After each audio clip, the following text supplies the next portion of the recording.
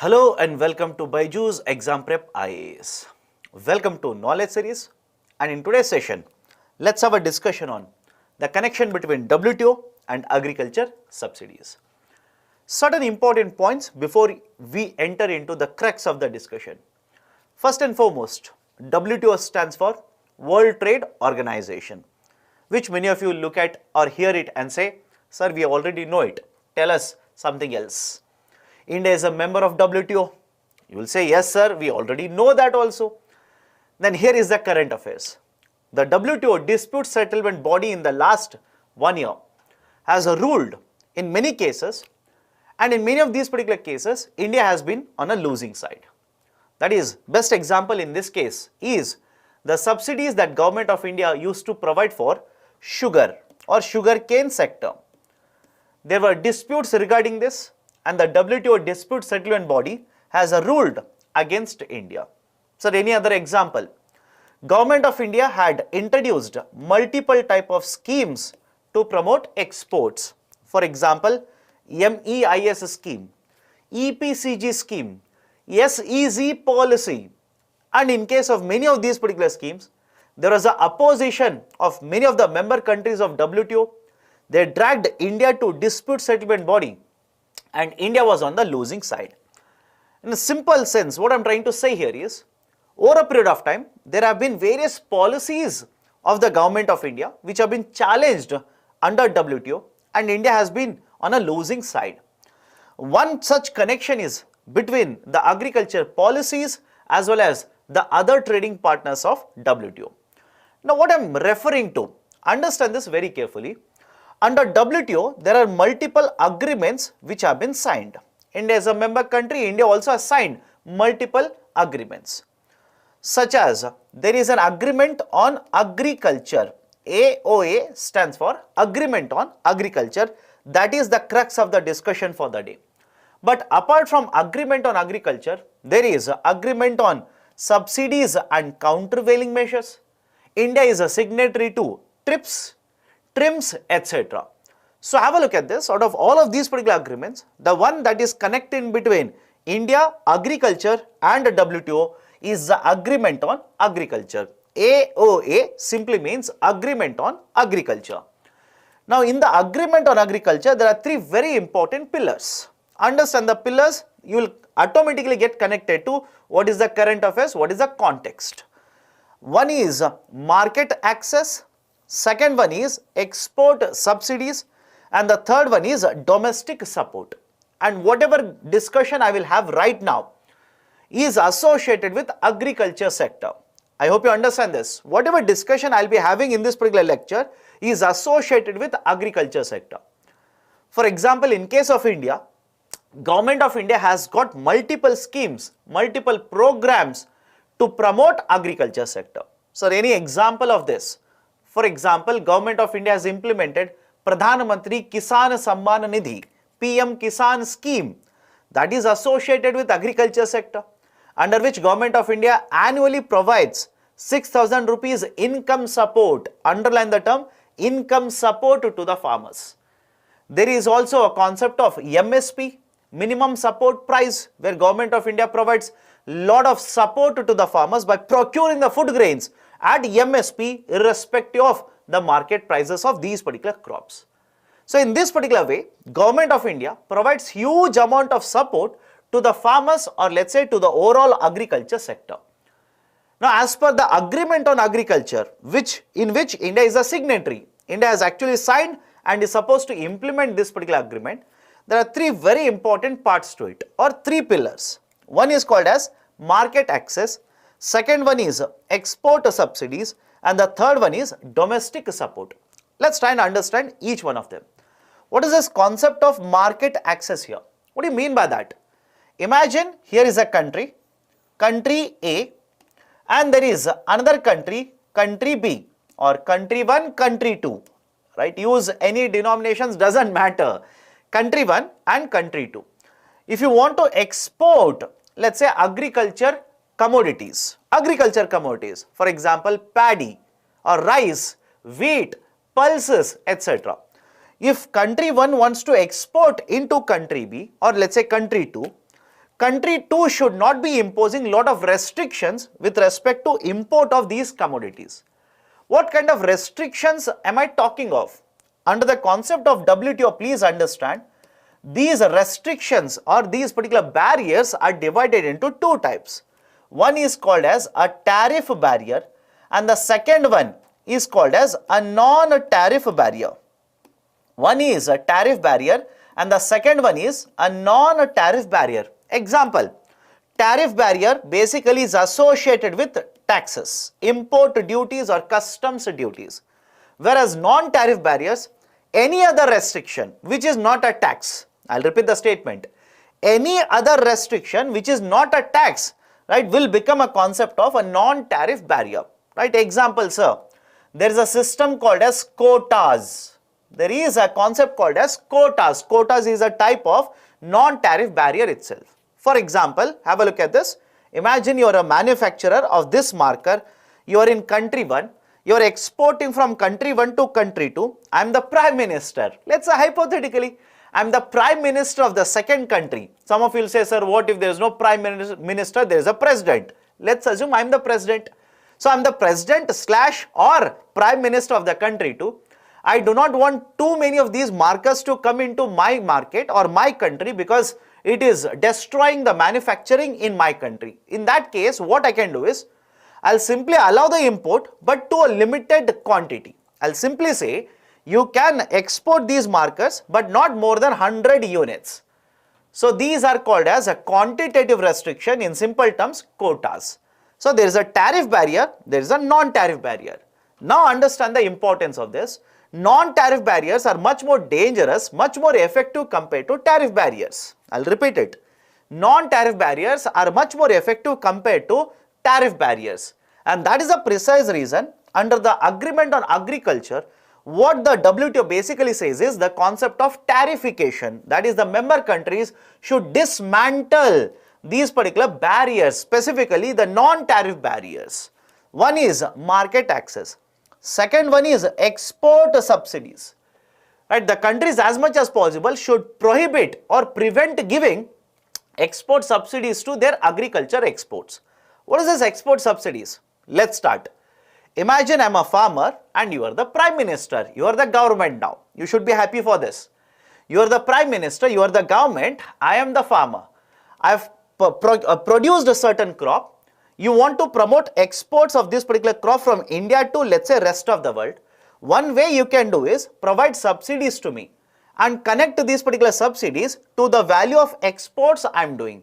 So when you give me more and more subsidies like this, obviously the exports from this country to rest of the world will start increasing. These exports will affect farmers in another country. So export subsidies, right, prohibit. Do not be overly reliant on export subsidies.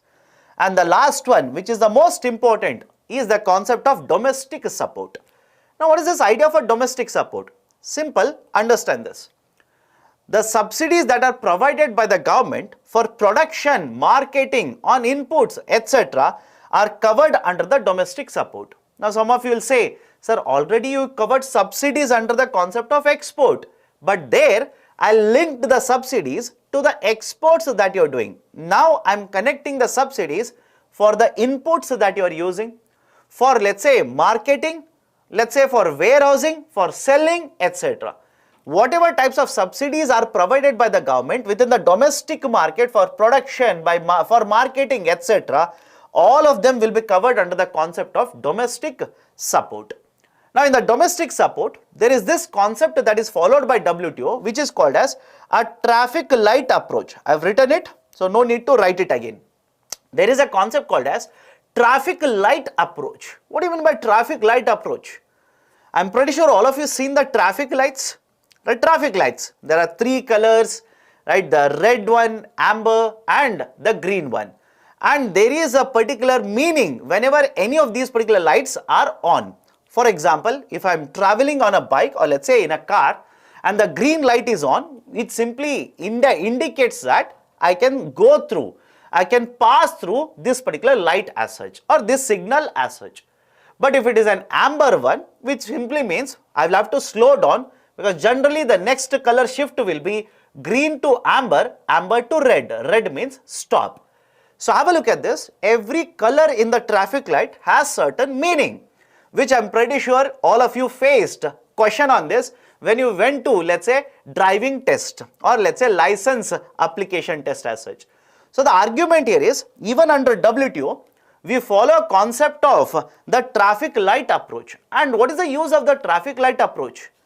The subsidies that are given by the government within the domestic market, understand this, the subsidies which are given by the government within the domestic market are divided following the concept of traffic light approach.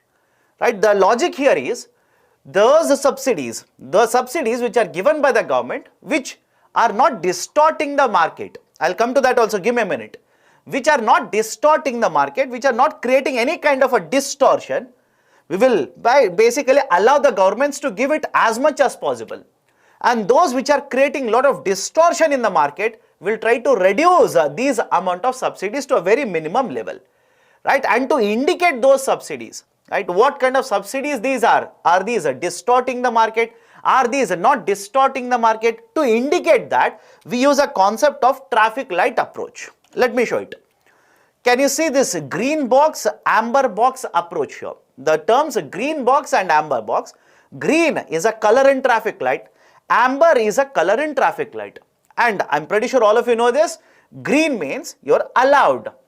Imagine you're traveling in a car and there's a signal here and the signal shows green. What does it mean? You're not supposed to stop. You're not supposed to create traffic there.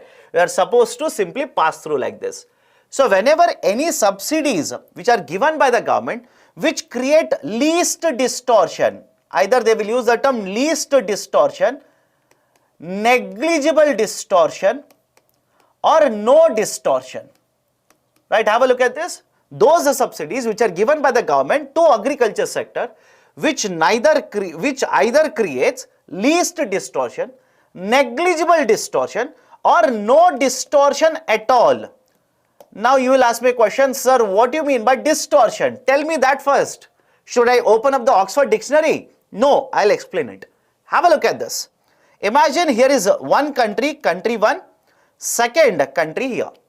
A farmer will cultivate a crop in country 1. He will use inputs such as fertilizer, seeds, and let's say electricity for irrigation purposes. In country 1, let's say hypothetically the cost is 10 rupee each for all the 3 inputs. So at the end of the day, when the farmer will cultivate the crop, what is the cost of this? 30 rupees. But a similar crop is cultivated in second country where government provides huge amount of subsidy. For example, fertilizer is given at a subsidized price of 5 rupees. Seeds are given at a subsidized price of 7 rupees. And the electricity, let's say, is provided at 3 rupees per unit. And if you take example of India, many states in India provide electricity free of a cost for agriculture sector. That is for irrigation purposes. So a similar crop when cultivated in India, the cost will be how much? 5 plus 7, 12, 12 plus 3, 15 rupees. You can use the calculator, you will get 15. So here is a country 2 farmer who can cultivate at 15 rupees. Here is the farmer in country 1 who spends 30 rupees to cultivate a similar crop.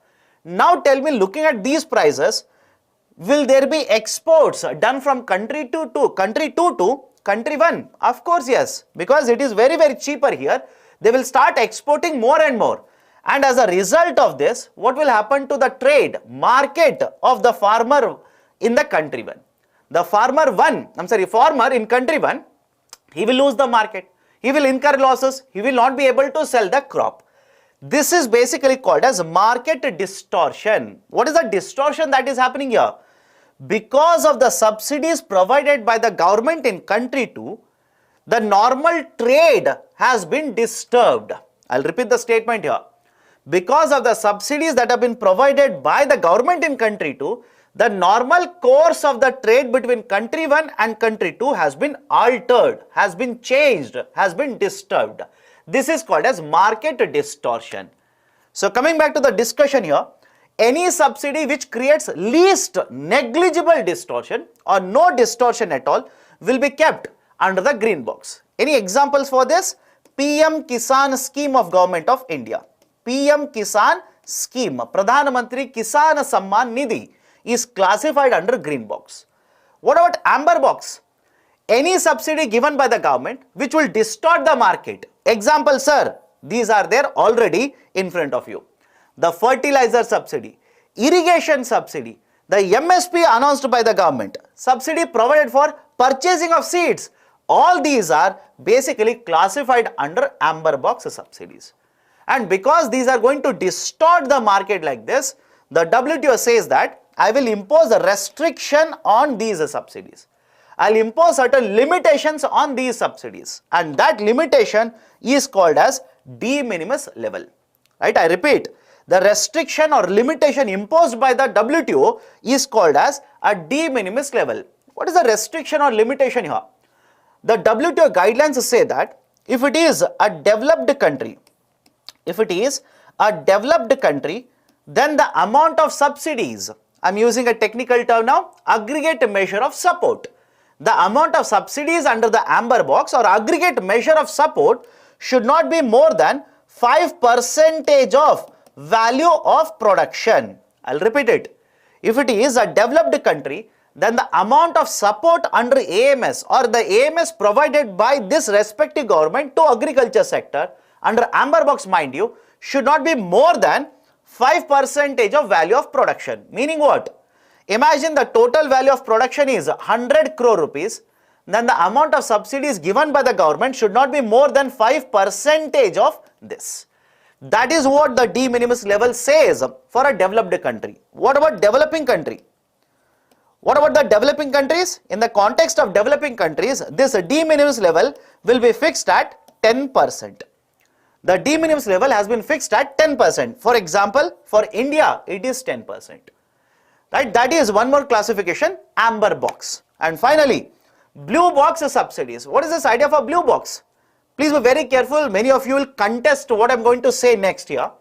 Blue box subsidies are trade distorting subsidies. That is, in simple terms, what subsidies are classified or kept under blue box subsidies, these are trade distorting subsidies. But the government will impose conditions on the blue box subsidies, will impose limitations on blue box subsidies, so that the distortion will be minimized. For example, the WTO says that all the amber box subsidies by default will be part of blue box subsidies, but provided one condition: whenever these subsidies are used to limit production, I'll repeat the statement, then I'll give you an example. Whenever these particular subsidies are used by the government to limit production, these are classified under blue box subsidies. In a nutshell, a simple definition of a blue box subsidies could be like this. These are amber box subsidies with limitations or which will limit the production. Rather than limitation, these are amber box subsidies which will limit production in the particular economy. Right? That is in agriculture sector. Any example? Generally, you don't find the blue box subsidy examples in India, but other countries, yes. For example, in case of European Union, right, earlier they used a subsidy in the name of voluntary coupled support, VCS, voluntary coupled support. It was a type of blue box subsidies. Or China, couple of years ago, used a type of a subsidy which was a blue box subsidy, right, and the name of that was corn producer subsidy, CPS, corn producer subsidy. And what happens under the blue box subsidy? Simple. The government says, I will give you this subsidy if you meet certain conditions. Understand my statement here. Government says, I will give you subsidy, but provided you meet these particular conditions. For example, in case of China, government provided certain subsidy for the corn producer when they produced the corn within certain amount of land. When they produce the corn within certain limit or limited quantity of land, this subsidy was provided by the government. So when the government will provide subsidy, let's say associated or limited to only 2 hectares, then you cultivate corn on 2 hectares, you will get subsidy.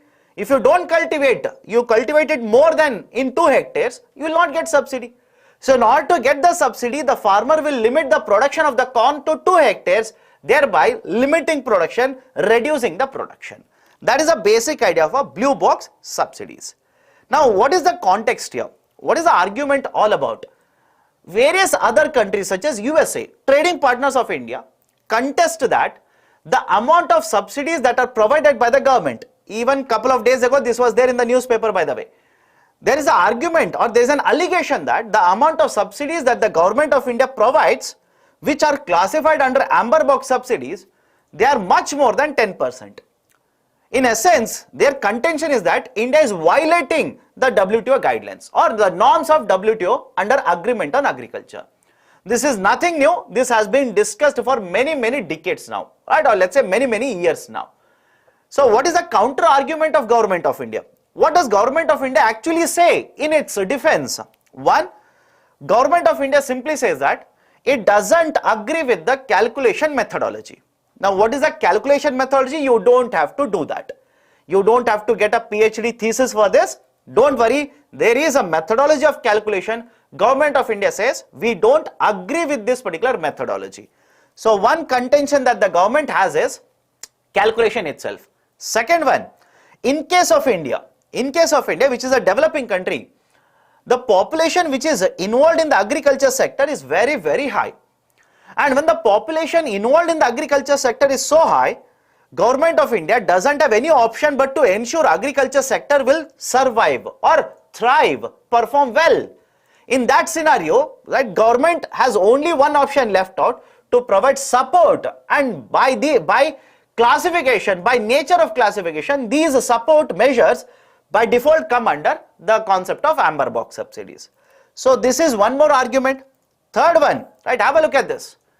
Within agriculture sector, if you find out how many farmers are poor, how many farmers are rich, how many farmers cultivate on a small piece of land, etc. I'll take the data from the agriculture census itself. As per the agriculture census, more than 86% of the farming in case of India is a small and marginal farming. 86% of the farming in case of India is small and marginal farming, which essentially means the cultivation is being done on a piece of land up to 2 hectares. I am writing 2 hectares here. Some of you will say, no sir, my book says it is 5 acres. Conversion is 5 acres. Okay, so up to 2 hectares, if you are cultivating on this particular piece of land, this is called as a small and marginal farming.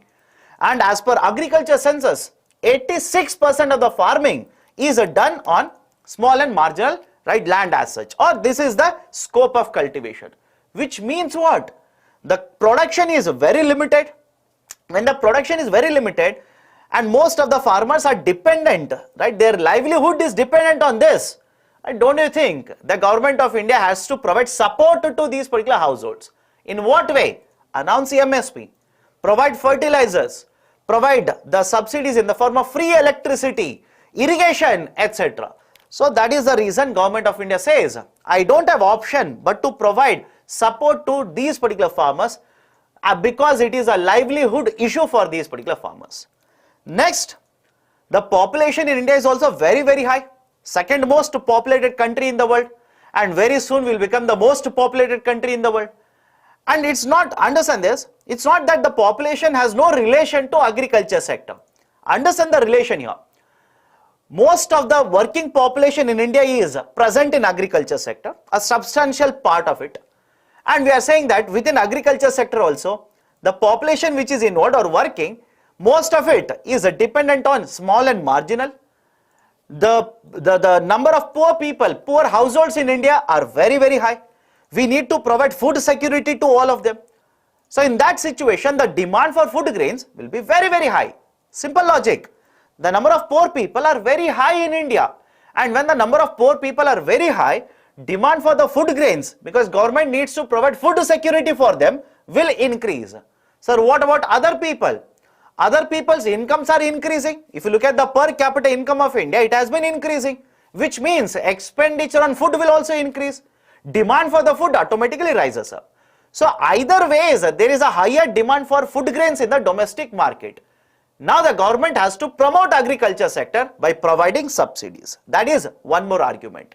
And finally, when you talk about per farmer subsidy, right now please understand this, under the agreement on agriculture, we are not focused on per farmer, we are focused on overall agriculture subsidy. Is the government providing more than 10% or less than 10%. That is the discussion right now.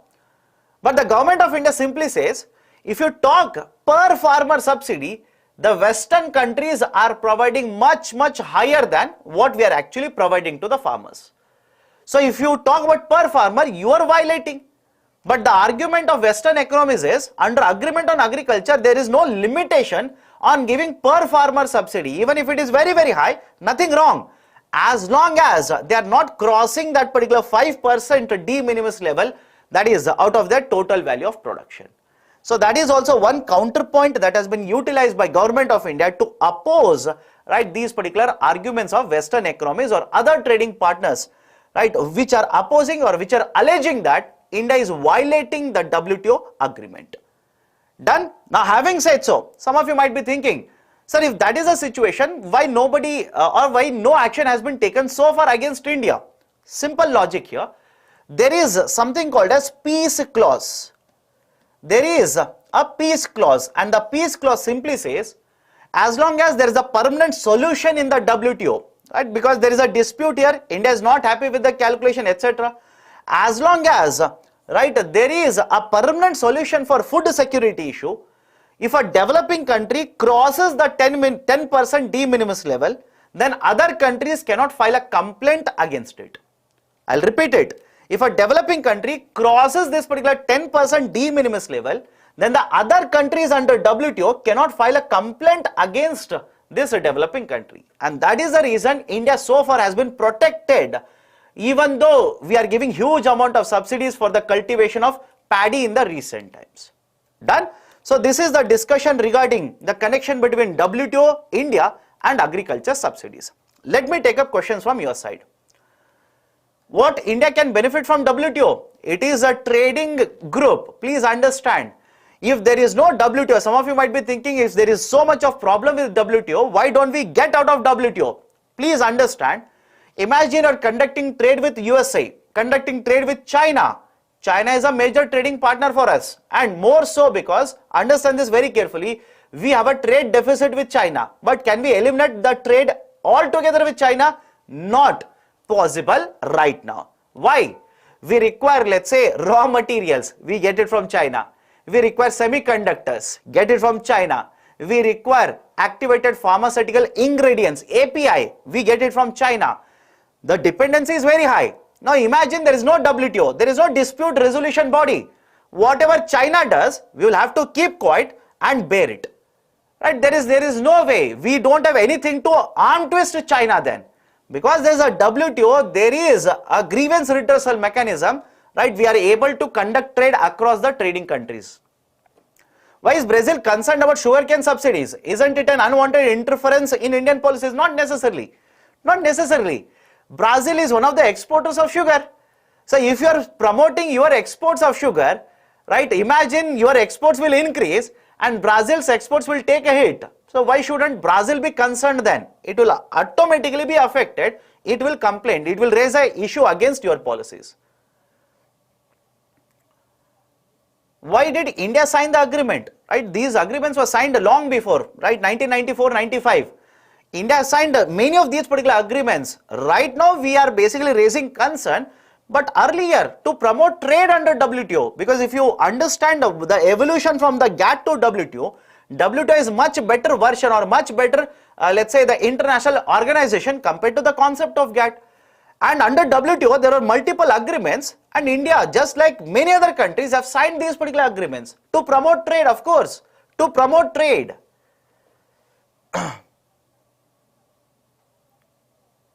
How can we compare cost of production of cereal in India versus USA? That is a weaker currency against stronger one. Please understand this. That is the reason I did not enter into the calculation methodology. And if you have followed my discussion, you will know that India contains or India has issues with calculation methodology. For UPSC, you don't have to mug up calculation methodology. Okay, so these are the various questions. If you like this initiative, please hit the like button. Provide your valuable comments in the section below. And if you have not yet subscribed to BYJU'S Exam Prep IAS, kindly do. Thank you. Have a great day.